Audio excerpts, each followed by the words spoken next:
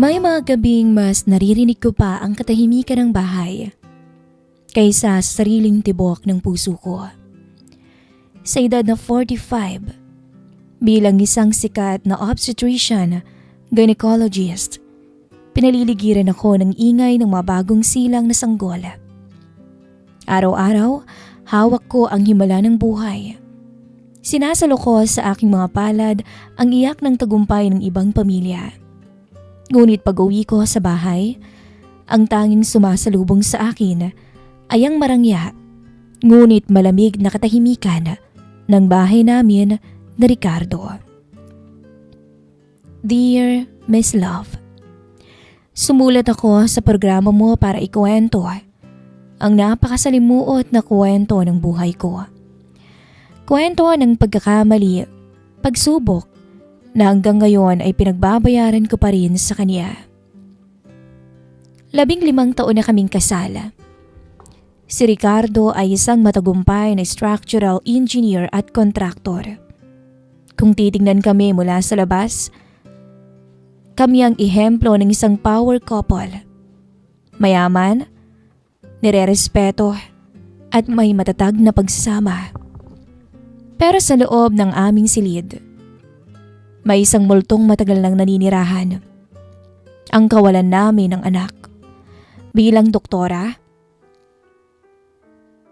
alam ko ang bawat siyentipikong dahilan. Sinubukan namin ang lahat. IVF, hormonal treatments, lahat ng alam kong paraan na ginagawa ko sa mga pasyente ko, dinaanan ko bilang pasyente mismo. Ngunit sa bawat negatibong resulta ng pregnancy test, unti-unting nadurog ang isang bahagi ng aking puso. Ang mas masakit, unti-unti ring lumayo ang loob ng aking asawa. Hindi ako sinisisi ni Ricardo ng hayagan. Pero ang kanyang mga titig, ang madalas niyang pag-overtime sa mga construction site, at ang matatabang niyang halik sa pisngi bago matulog ay mas masakit pa sa anumang sumbat. Naging parang dalawang estranghero kami na naghahati sa iisang bubong. Takagapos sa isang sumpa ng formalidad. Ngunit hindi ko akalain, Miss Love, na magagawa kong makipagrelasyon sa foreman ng mister ko.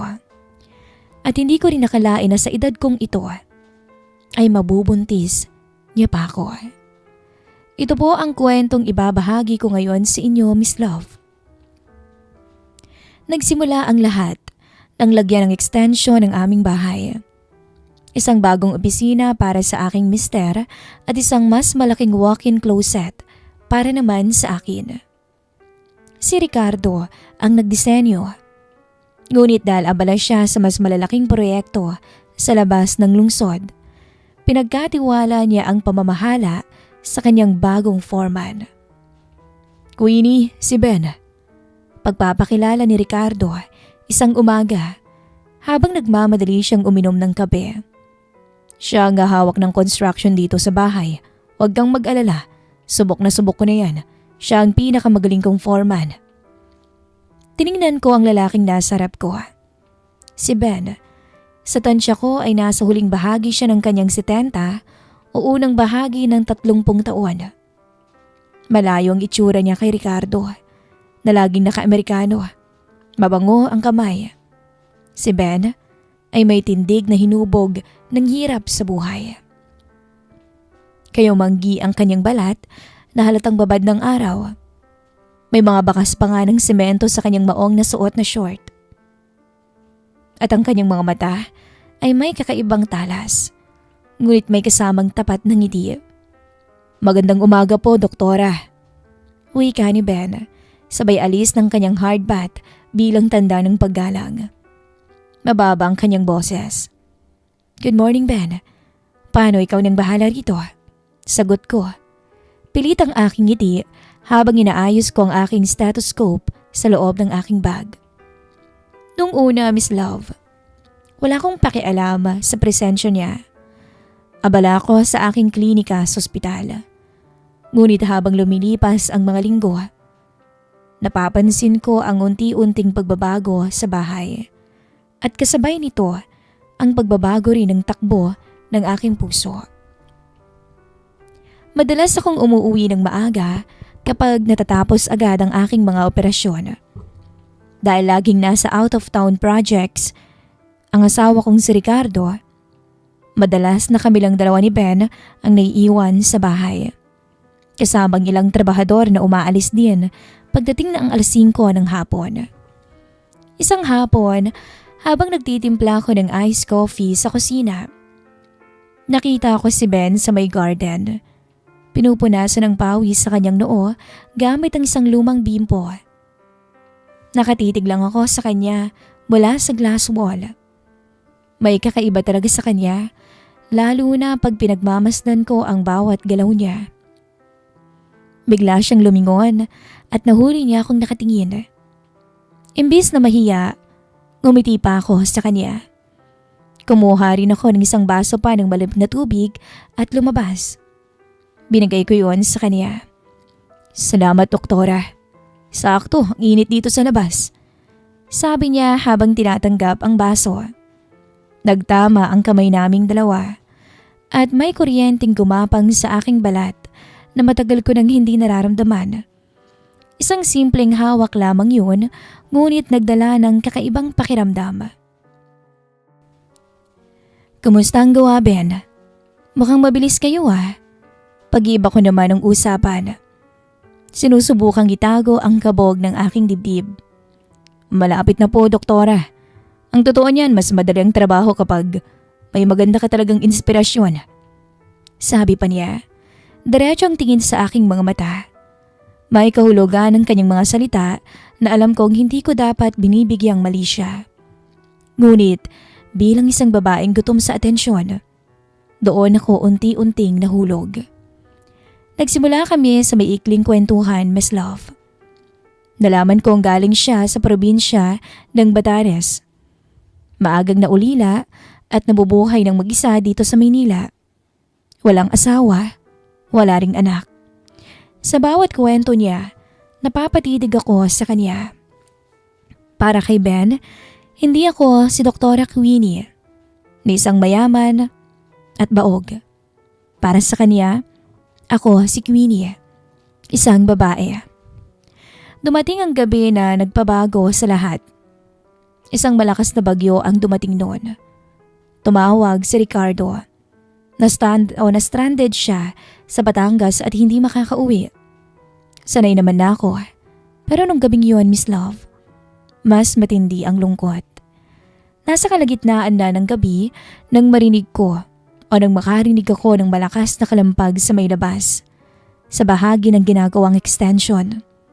Dahil sa takot na baka gumuho ang scaffolding, nagsuot ako ng silk robe sa ibabaw ng aking nightgown at lumabas dala ang isang flashlight. Sa gitna ng malakas na ulan at dilim, nakita ko ang isang figura na pilit na tinatali ang isang malaking tarpaulin. Si Ben. Hindi siya umuwi. Natulog siya sa quarters ng mga trabahador para bantayan ang mga materyales. Ben, anong ginagawa mo riyan? Pumasok ka sa loob. Sigaw ko sa gitna ng ugong ng hangin. Basang-basa siya nang pumasok kami sa service area ng bahay. Humihingal siya. Nakadagit ang basang t-shirt sa kanyang dibdib at nanginginig dahil sa ginawa. Pasensya na, doktora. Baka kasi masira yung mga gagamitin bukas Paliwanag niya habang tumutulo pa ang tubig mula sa kanyang buhok. Magpatuyo ka na nga, sandali. Kukuha lang ako ng tuwalya. Sabi ko. Kumuha ako ng malaking tuwalya at dinala ko yun sa kanya. Habang pinupunasan ko ang kanyang likod nang hindi ko namamalayan, bigla siyang humarap sa akin. Malapit kami sa isa't isa. Amoy pawis siya. Amoy lalaki. Pero nangangamoy din ng panganib. Kitang-kita ko ang pagtaas-baba ng kanyang paghinga. Sa ilalim ng madilim na ilaw ng kusina, nakita ko ang kinang sa kanyang mga mata. Isang kinang na matagal ko nang gustong makita sa mga mata ng asawa ko. Doktora Queenie. Bulong niya na tila nagtitimpi. Ben? Sabi ko. Hindi na niya pinatapos ang sasabihin ko. Hinawakan niya ang aking bewang at hinila ko palapit sa kanya. At doon, nakalimutan ko ang edad ko. Nakalimutan ko ang sumpa ko sa asawa ko sa harapan ng altar. Nakalimutan ko si Ricardo. Sa gabing yon, Miss Love, tuluyang may nangyari sa amin. Isang pangyayaring akala ko umpisa lang, pero hindi pala. Dahil magtutuloy-tuloy yun. Kinabukasan nga, nagising akong magulo ang isip. May takot at konsensya, pero hindi ko maikakaila na may kakaiba ring pananabik. Pagbaba ko sa sala, saktong dumating si Ricardo mula sa biyahe niya sa Batangas. Mukha siyang pagod, gusot ang damit at dire-diretso agad sa taas para mag-ayos ng gamit. May meeting pa raw siya sa mga investor. Isang mabilis na halik sa pisngi ang binigay niya sa akin. Yung parang nakasanay na lang na tradisyon. Walang init. Kumusta kagabi, Queenie? Hindi pa pinasok ng ulan ng extension? Tanong niya habang nagmamadaling magpalit ng sapatos. Ayos lang. Si Ben, inayos niya yung mga semento kaya walang nabasa. Sagot ko. Medyo kinakabahan ako nung binanggit ko ang pangalan ni Ben. Pero parang wala namang napansin si Ricardo. Mabuti naman. Maasahan talaga yung si Ben. Sabi lang ni Ricardo bago tuluyang umalis ng bahay. Naiwan ako mag-isa sa may sala. Walang tanong kung natakot ba ako o kung kumusta ang gabi ko. Ang ganitong lamig ni Ricardo ang unti-unting nagpapawalang bisa sa konsensya ko. Naging napakasela ng mga sumunod na linggo, Miss Love. Sa ospital, ako ang kagalang-galang at seryosong si Dr. Queenie Castro. Pero pag uwi ko sa bahay, nagiging ibang tao ako. Patuloy ang pagtatrabaho ni Ben sa extension. Sa tuwing magkakasalubong kami sa hallway o sa may garden, may kakaibang kuryente sa pagitan naming dalawa. Kapag may ibang trabahador, formal kami. Pero sapat na ang mga nakaw na tingin ni Ben. Yung tingin na may lihim na kasunduan. Para kabahan ako ng husto. Isang hapon, umalis si Ricardo papuntang Cebu para sa isang convention. Maaga akong umuwi galing sa klinika. Pagdating ko, pinauwi na pala ni Ben ang mga tauhan niya dahil tapos na ang buhos ng semento para sa araw na iyon. Pumasok ako sa ginagawang extension. Amoy semento ang buong paligid. Nakita ko si Ben sa dulo, nag-aayos ng mga gamit. Kitang-kita ko ang pawisang likod niya sa tama ng sikat ng araw. Ben? Tawag ko sa mahinang boses. Lumingon naman siya. Nung makita niya ako, biglang nagbago ang ekspresyon ng mukha niya. Nawala ang pagiging formal na foreman. Lumapit siya sa akin ng walang pag-aalinlangan habang pinupunasan ng kamay niya ng basahan. Doktora, napaaga ka yata. Bulong niya. Napakalapit na niya sa akin. Wala na kasi akong huling pasyente. Sagot ko. Pero ang totoo, kaya lang naman ako nagmadali ay para makita siya. Ben? Yung nangyari nung nakaraang gabi. Alam mo namang mali yun, hindi ba? Ngumiti lang si Ben, isang ngiti na may halong pait. Hinawakan niyang mukha ko gamit ang magaspang niyang kamay. Sobrang kakaiba ng pakiramdam. Magaspang ang kamay niya dahil sa trabaho, pero napakalambing ng pagkakahawak noon sa akin. Alam ko, Queenie. Sabi niya. At yun, Miss Love, ang unang beses na tinawag niya ako sa pangalan ko lang. Walang doktora. Pero alam ko ring pareho nating gusto. Ang isang katulad mo, hindi dapat hinahayaang mag-isa sa ganitong kalaking bahay. Ang mga salita ni Ben ang tuluyang nagtanggal sa natitira kong pagpipigil. At sa gitna ng mga sako ng semento, mga gamit sa construction, muli naming pinagsaluhan ng isang bawal na pag-ibig. Sa pagkakataong to, wala nang bagyong pwedeng sisihin. Ito ay sarili ko ng kagustuhan. Kay Ben, naramdaman ko ulit na mahalaga ko. Hindi niya ako tinitingnan bilang isang asawang bigo sa hindi pagkakaroon ng anak. Para sa kanya, sapat na kung ano ko. Naging madalas ang pagtatagpo namin, Miss Love. Sa tuwing may out of town trip si Ricardo, ang bahay namin ay nagiging saksi sa mga lihim namin ni Ben. Sa office, sa walk-in closet na siya mismo ang gumawa, o kaya sa bakanting kwarto sa baba. Natutunan kong mamuhay sa dalawang magkaibang mundo.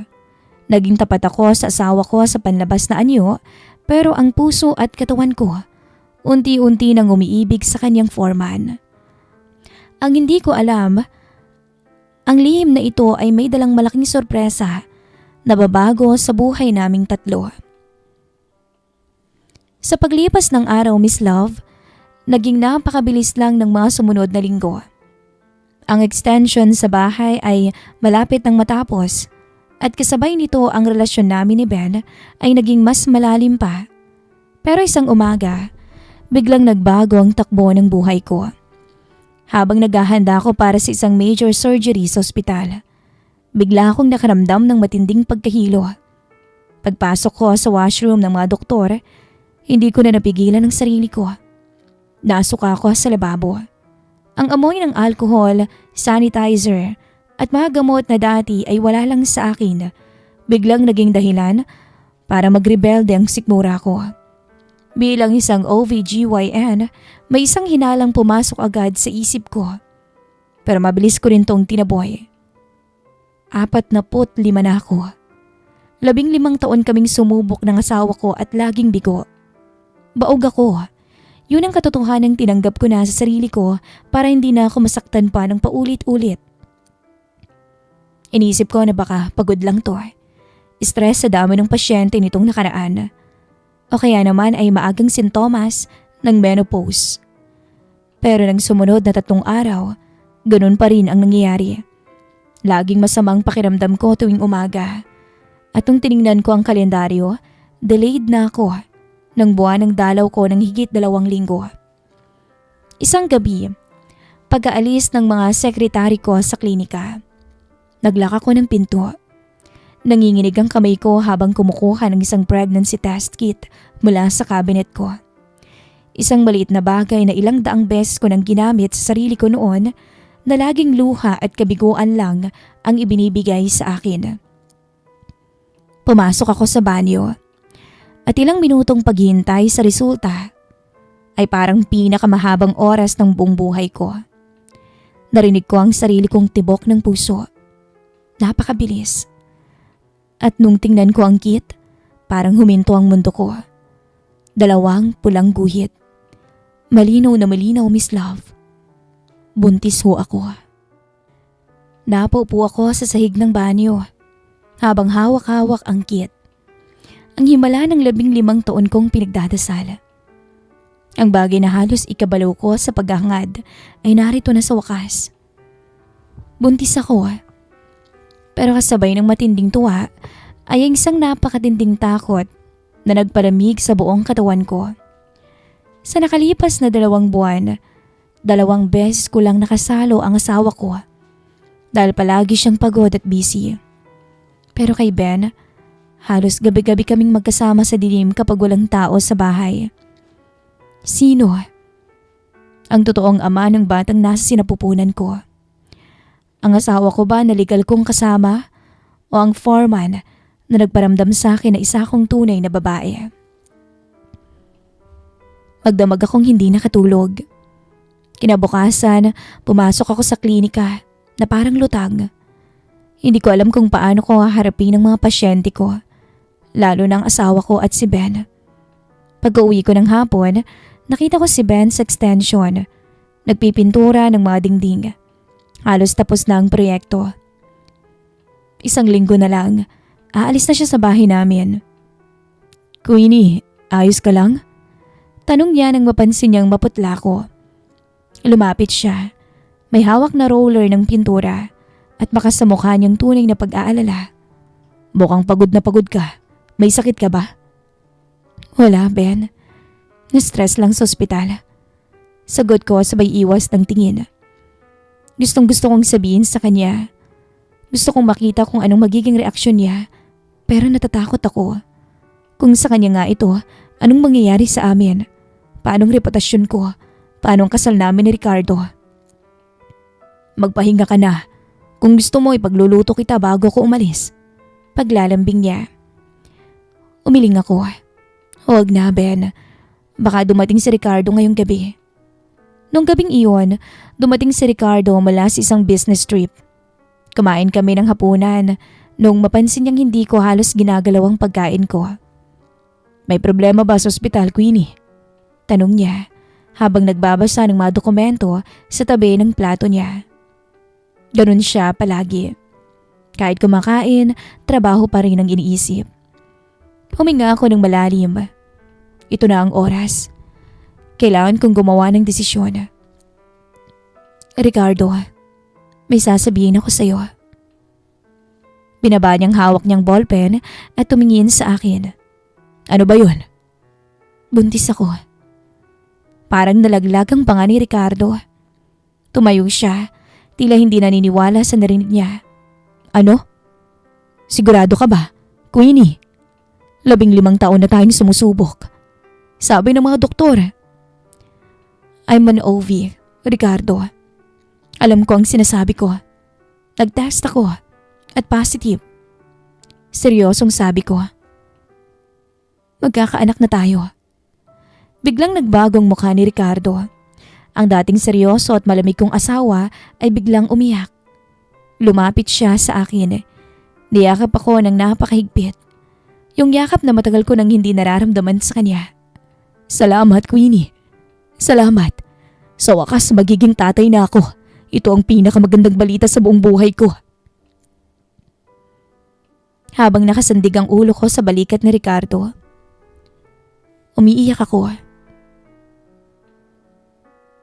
Pero hindi dahil sa saya, kundi dahil sa matinding guilt. Nakikita ko ang labis na kaligayahan sa mga mata ng mister ko. Pero sa likod ng isip ko, sumasagi ang mukha ni Ben.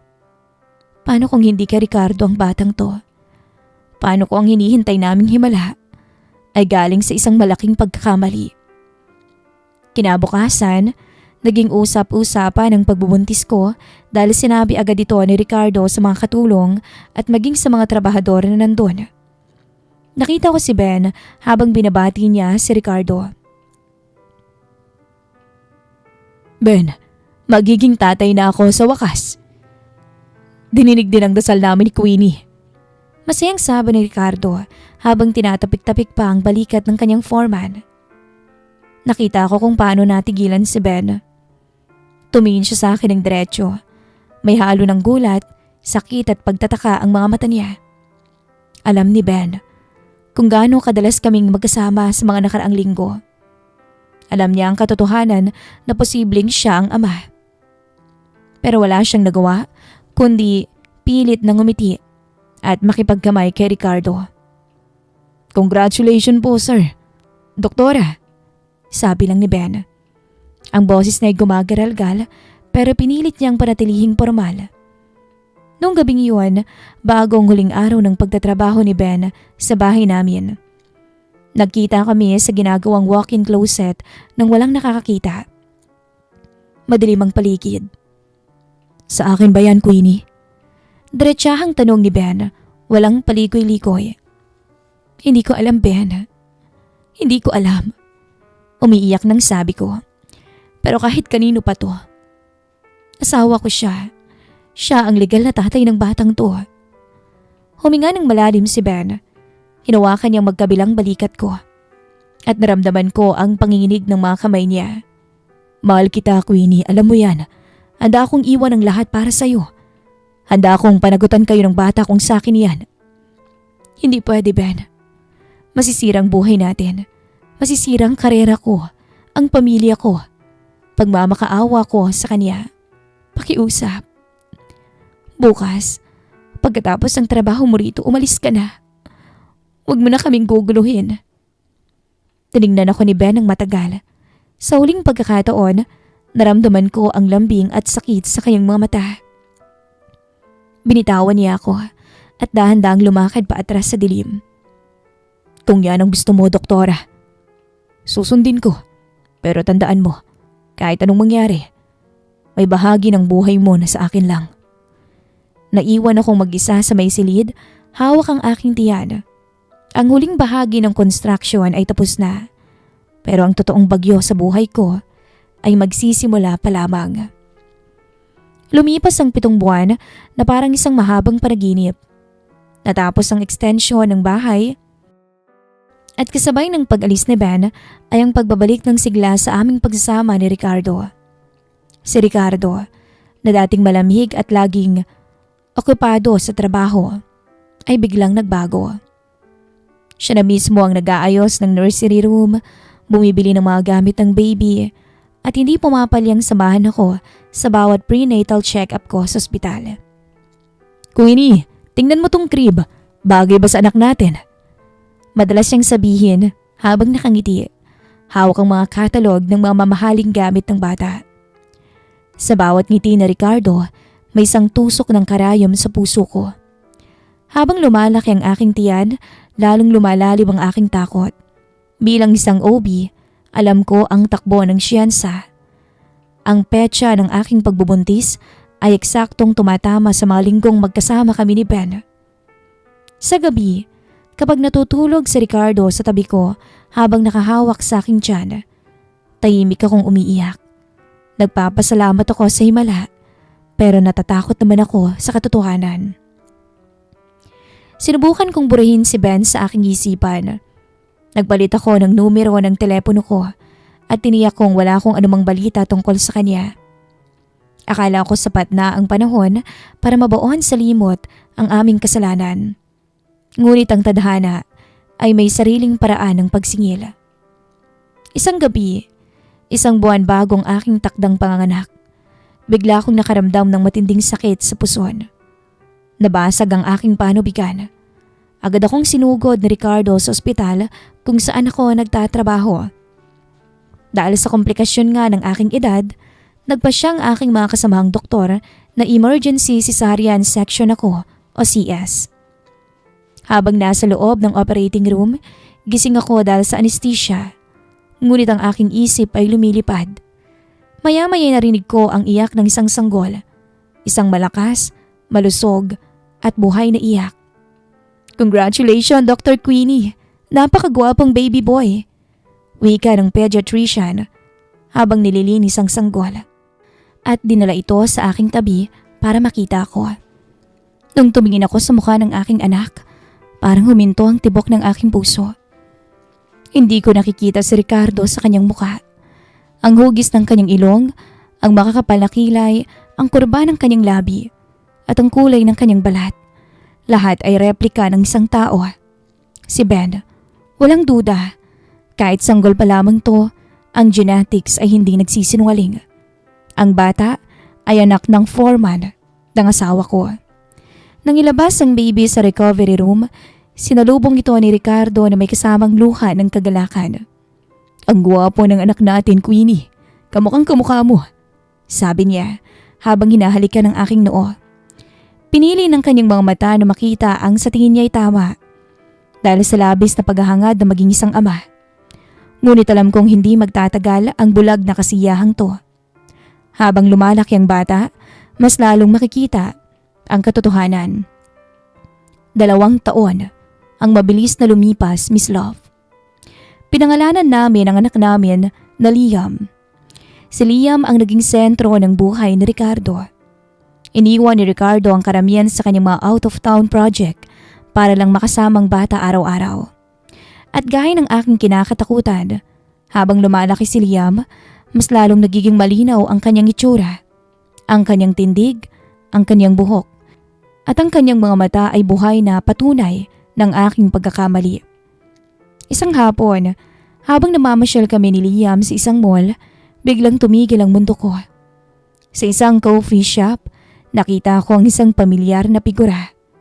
Naka-polo shirt ng maayos, mas malinis ng tingnan, ngunit hindi ko maikakaila ang kanyang mga mata.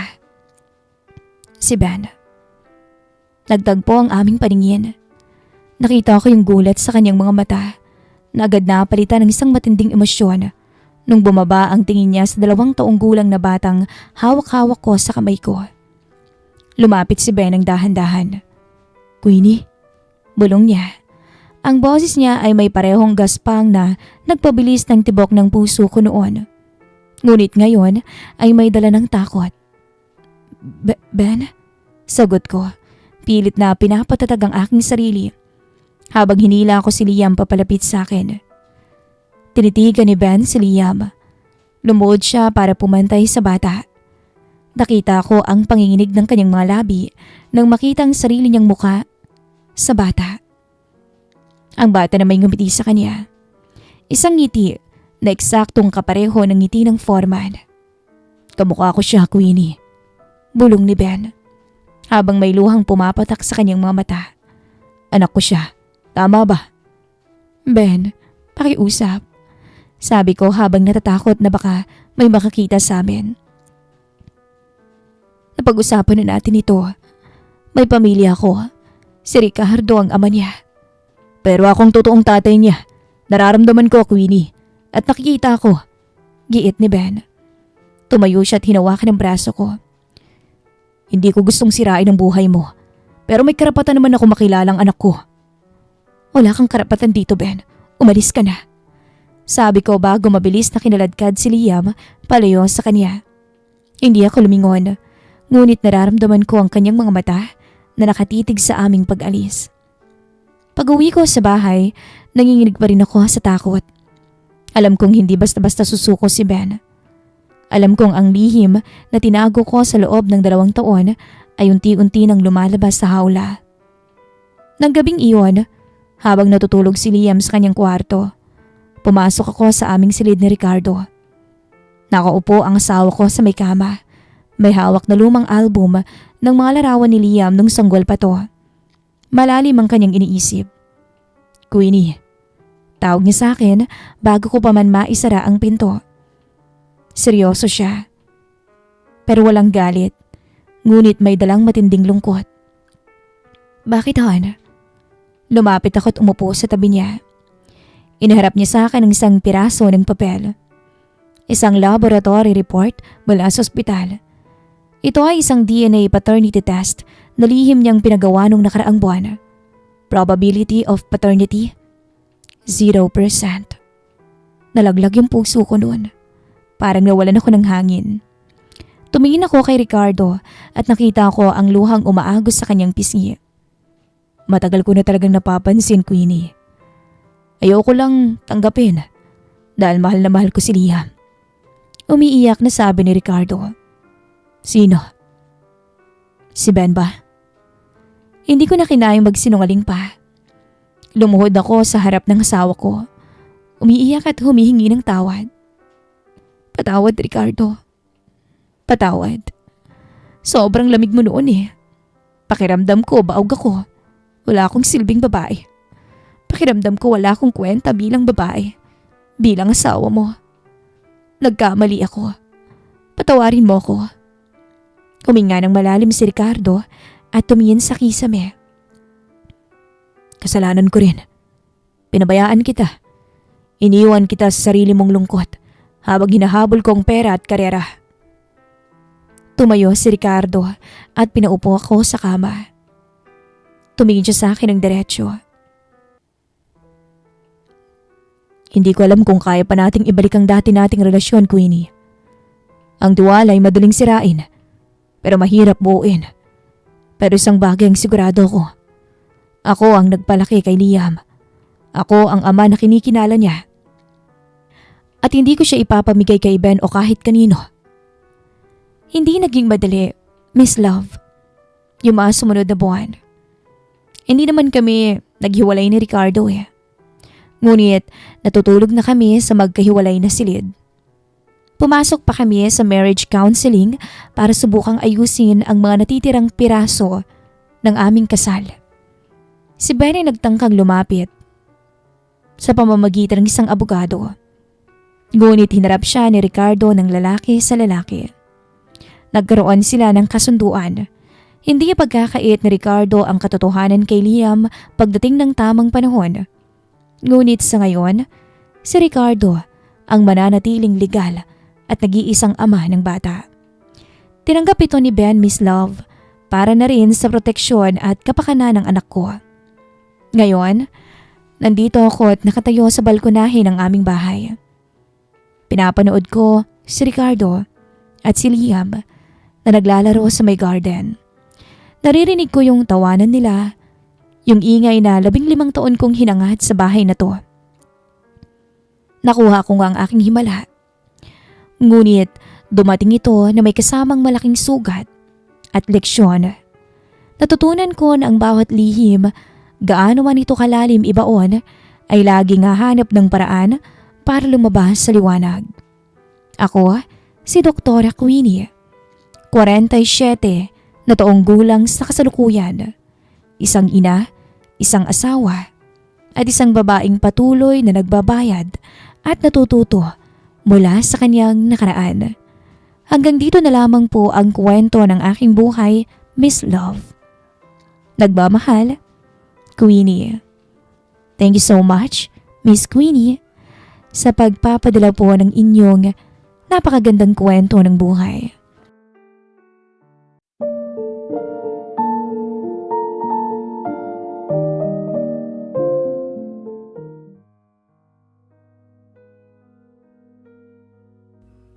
Magandang araw po sa inyong lahat, lalo na sa mga masugid na tagapakinig ng channel na ito. Itago niyo na lang po ako sa pangalang Amanda. 32 anyos na sa kasalukuyan. May asawa at isang anak na nasa 4 na taong gulang pa lamang. Nais ko lamang ibahagi sa inyo ang hindi makakalimutang karanasan ko nang minsan kaming magbakasyon sa probinsyang kinalakihan ng aking asawa. Sa probinsya ng Pangasinan. Kinailangan kasi namin noon ng dagdag na pondo para sa sinisimulan naming negosyo. Kung kaya naman napagpasya nitong ibenta ang kalahati ng sakahan na ipinamana sa kanya ng kanyang mga magulang. Likas na sa akin ang pagiging mapagbiro. Isang bagay na nakasanayan na ng mister kong si Dante. At masasabi ko rin ng mga panahong yun, ay may konti pa akong kapilihan dala ng pagkadalaga ko. Taong 2019 pa nangyari ang kwento kong ito. Ngunit hanggang ngayon ay naaalala ko pa rin si Nanding, ang magsasakang nakasama ko sa isang makasalanang sandali. Kung ikukumpara sa asawa kong si Dante, si Nanding, ay masasabi kong mas matikas ang pangangatawan niya. At kahit na medyo sunog na ang balat, dala marahil sa palaging babad sa araw, ay makikitaan mo pa rin siya ng angking karisma. Binata pa si Nanding nung mga panahong yun at kami naman ni Dante ay wala pang anak. Sa totoo lang, masasabi kong maganda ko. Kahit morena ay makinis naman ang aking balat. Balingkinitan ang katawan dahil sadyang hindi talaga ako tabain. Sabi nga ng ilan sa aking mga kaibigan, ay hawig ko raw si Bianca Gonzalez, yung host ng PBB. Ang asawa ko namang si Dante ay mas matanda sa akin ng 3 taon. Matangkad si mister at mas maputi rin sa akin. Yun ang pagkakaiba nila ni Nanding. Kung pagtatabihin mo nga sila ay parang kape at gatas. Ngunit kung sa katawan naman ang pag-uusapan ay lamang na lamang si Nanding. Malayo sa asawa ko na medyo may katabaan. Alam kong mali ang humanga sa ibang lalaki, pero noong una kong makita ang magsasakang kaibigan ng mister ko, ay napukaw agad ang atensyon ko sa kanya. Para akong nagkaroon ng interes, hanggang sa hindi ko naawat ang sarili kong huwag magpapansin dito. Palagi siyang dumadaan sa tinutuluyan naming mag-asawa noong mga panahong iyon. At sa tuwing sinasamahan namin ang mga posibleng buyer ng lupa, ay palagi pa rin nagkukrus ang landas naming dalawa. Sakto naman nang minsan kong hinintay na bumalik ang mister ko kasama ang buyer na humiling sa kanyang ikutin ang binibentang lupa, ay napadaan sa harapan ko si Nanding habang may bitbit itong sprayer sa likuran niya. "Hi Nanding, kumusta na?" Bati ko sa kanya na mabilis naman itong sinagot. Sa sobrang galang ng sagot niya, kulang na lang magbuka siyang estudyanteng nakikipag-usap sa guro nito. Kaya naman naisipan ko siyang biruin. "Pwede ba kitang pahintuin sa trabaho mo? Para makipagtsikahan ka naman sa akin. Medyo boring kasi ngayon eh." Wika ko sa kanya na alam kong ikinagulat naman ito. Imbis na sagutin ako ay blanko lamang siyang tumingin sa akin. Kung kaya't parang nahiya ako para sa aking sarili. Sabi na nga ba, at iisnabin na naman ako nito. Natatawa kong bulong sa aking sarili nang tuluyan na siyang makalayo sa kinaroroonan ko. Kinabukasan ay dinala ko na naman sa biro ang pagpapapansin ko sa kanya. Halata kasing busy ito dahil maaga pa siyang bumalik mula sa sakahan. "Magandang umaga," sagot niya sa akin, pero pansin kong hindi pa rin ito ngumingiti. Sa kabila nun, masaya ko pa rin naman siyang sinagot. "Mas maganda pa ako sa umaga Nanding no, hindi mo ba nakikita?" Sabi ko. Buong akala ko ay makikipagbiruan na rin siya, pero ngumiti lang siya sabay tango at mabilis niya akong tinalikuran para magtungo sa tindahang malapit sa tinutuluyan namin. Hindi ko na nakita kung anong binili niya roon dahil pumasok na ako nang marinig ko ang boses ng aking hipag. Nanatiling ganun kalamig ang pakikitungo nito sa akin. Hanggang sa nasanay na lamang ako sa ugaling pinapakita ng magsasakang si Nanding. Hindi ko na rin naman siya masyadong nakukulit ng linggong yon dahil mas pinipili kong sumama sa aking mister sa tuwing bumibisita ang sinasabi nitong sure buyer na raw ng lupang ibinibenta namin. Pero ilang araw lamang ang lumipas. Habang kasama ako ni Mr. na nakikipag-usap sa bibili ng lupa, ay napahinto na lamang ako sa pagsasalita nang mapadpad ang mga mata ko kay Nanding na halatang katatapos lamang magtrabaho sa kanyang sakahan. Pawisan kasi ang katawan nito, kaya litaw kung gaano siya katipuno na kahit sinong babae ay alam kong mapapalingon din sa kanya kagaya ko. Halatamang bilad siya sa sikat ng araw dahil masyadong mainit ngayong linggo, pero ibang-iba ang naging epekto nito sa akin. Wala kasi siyang suot na t-shirt, kung kaya naman hulma kung gaano siya kabatak sa trabaho. "Nanding, kumusta?" Hindi ko inasahang tatawagin siya ng asawa ko nang mapada nito sa kinaroroonan naming tatlo, kung kaya agad itong napalingon. "Oh, nandito pala kayo Dante," magalang niyang sambit. Lihim akong napaiwas ng tingin sa magsasaka. Pero nang magtamang muli ang mga mata naming dalawa, pagkatapos niya akong batiin, ay lihim akong napangiti nang mahuli ko siyang nagnanakaw din ng tingin sa akin. "Maiwan ka na muna dito Han, at baka mapano ka pa. Basa ang tambak lalo na't umulan kagabi. Baka matisod ka at mahulog pa sa bukid," sabi ng asawa ko. Ngunit hindi ako nakinig sa kanya. Mas pinili kong sumunod sa kanila kahit alam kong mahati ang atensyon nito sa pakikipag-usap sa buyer, kaya hindi niya ako magagawang alalayan. Maingat na lamang akong naglakad ng mga oras na yon habang nasa likuran ko naman si Nanding at pansin kong medyo makitid nga ang tambak na dinadaanan namin. Hanggang sa sabay-sabay silang napalingon nang malakas akong napasigaw. Sinubukan pa akong hawakan sa braso ng aking asawa at ng magsasaka, pero natapilok pa rin ako at nahulog sa palayan. Makailang beses pa akong humingi ng sorry sa asawa kong halatang nainis sa akin. Wala tuloy kaming nagawa nang sinabi ni Nanding na mas mainam kung dumaan muna kami sa kubo niya nang makapaglinis ako ng aking sarili. Dahil maliban sa may poso, ay may nakahanda rin daw siyang towel at ekstrang damit doon. Kung bakit ba naman kasi, mas pinili kong sumama sa kabila ng sinabi nilang huwag na akong sumama. Ayos ka lang ba? Seryoso nitong inabot sa akin ang pulang towel na may kasamang isang loose na t-shirt na kung hindi ako nagkakamali ay sa kanya. Sabihin mang hindi ito bago, pero masasabi ko namang malinis. Pruwebang bagong laba ito at hindi pa to napapawisan. Natatawa ko na lamang siyang sinagot. Medyo. Hindi naman siguro swimming pool ng kalabaw ang nabagsakan ko, hindi ba?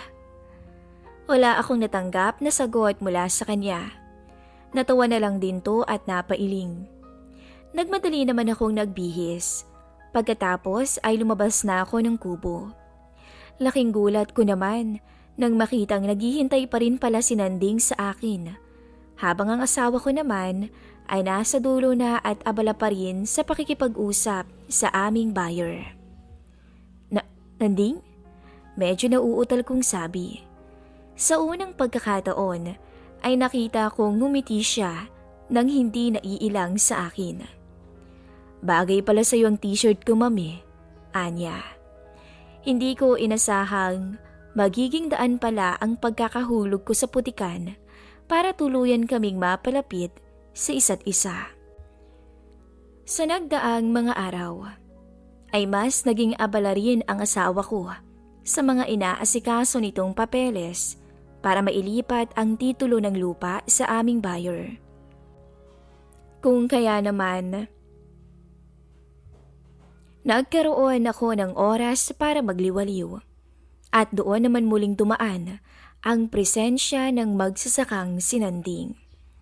Kung noon wala itong imik sa tuwing nagbibiro ako sa kanya, ngayon nagagawa na nitong tumawa at makipagsabayan sa akin. Naging magaan na rin ang usapan naming dalawa at kung minsan ay lumalagpas na rin kami sa aming limitasyon. Hanggang isang araw, niyaya niya akong sumama sa palayan dahil mag-aararo daw siya at balak niyang patikimin ako ng pritong ararawan. Iyon ang tawag niya sa parang cricket na makukuha raw nito mamaya. Nang marating namin ang kubo, ay napansin ko namang biglang nagbago ang ihip ng hangin nang magkatitigan kaming dalawa. Wala akong narinig na kahit ano mula kay Nanding. Ngunit nagulat na lamang ako nang mapansing ang mga braso nitong mahigpit na yumakap sa akin. Akala mo ba, hindi kita papatulan sa mga biro mo, ma'am? Bahagya akong napapikit nang mapansin ang pagdapo ng halik nito sa aking leeg. Teka Nanding, baka kasi mamaya may biglang dumating mahuli tayong dalawa. Pabulong kong sabi nang mapansing unti-unti niyang kinakalas ang aking kasuotan. Sinubukan kong tumanggi sa agresibong magsasaka. Baka kasi mamaya biglang mapaagang balik ng asawa ko mula sa bangko at malaman nito sa mga tsismosa na sumama ako sa kaibigan niya. Akong bahala, mama. Diba ito naman ang gusto mo?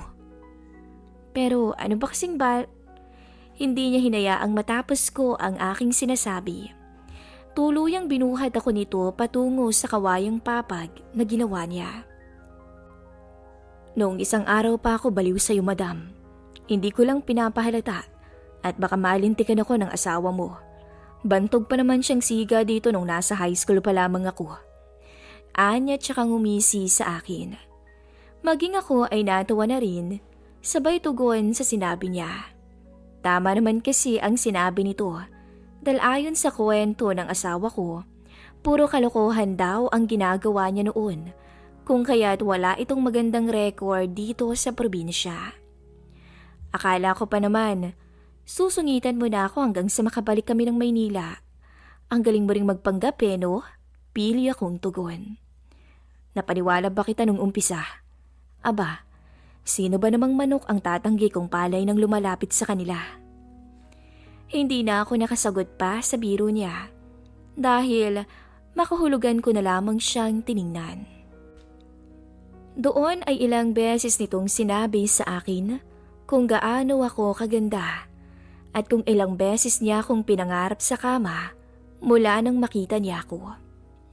Buong akala ko ay abala siya sa sakahan at nakikiusyoso lamang ito sa magiging takbo ng transaksyon ng aking asawa. Lingid sa kalaman ko, nalihim din pala nito kong pinagmamasdan hanggang sa mauwi kaming dalawa sa makasalanang tagpo na akala ko ay hanggang biro ko lang magagawa. Sa puntong yun, unti-unting dumapo ang halik at haplos ng magsasaka sa akin. Hanggang sa tuluyan kong hinayaan siyang magsilbing mister ko sa kawayang papag na iyon. Hindi alintana kung matigas man ang inihigaan namin. Hindi ko makakalimutan ang oras na iyon na halos mawala ako sa katinuan dahil lang sa isang magsasaka na walang sawang binigay sa akin ang aking pangangailangan na dapat ay mister ko ang tumutugon. Walang ibang makakaalam, pangako. Sumang-ayon kaming dalawa sa bili ng isa't isa. Habang buhay na mananatiling lihim ang namagitan sa amin sa loob ng kubo.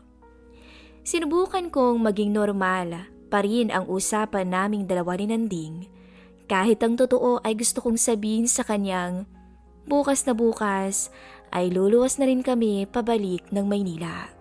Sinamahan lang naman kasi ng asawa ko sa bangko ang buyer ng lupang binebenta namin at paniguradong sa mga oras na ito, nakanotaryo na rin ang mga papeles at hawak na nito ang pondo. Halos ilang taon na rin ang nakakalipas magmula nung mangyari yun.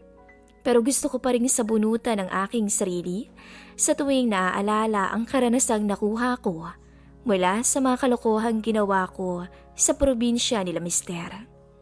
Simula naman noon, pinangako ko nang babawas-bawasan ko na ang pagbibiro nang sa ganon ay hindi na ako muling magkasala pa sa aking asawa at dahil na rin sa takot na baka tuluyan na akong silingin o singilin ng karma sa mga kagagahan ko. At kahit ilang taon na ang lumipas, ay bumabawi pa rin ako sa kasalanang nagawa ko sa aking asawa. Nangako rin ako na mananatiling lihim na lamang hanggang hukay na minsan akong nadala sa tukso at nagtampisaw sa tinatawag nilang bawal kasama ang isang magsasaka na itinago ko sa pangalang Nanding. Hanggang dito na lamang po ang maiksing istorya ng aking buhay. Maraming salamat sa mga nakinig. At paalam.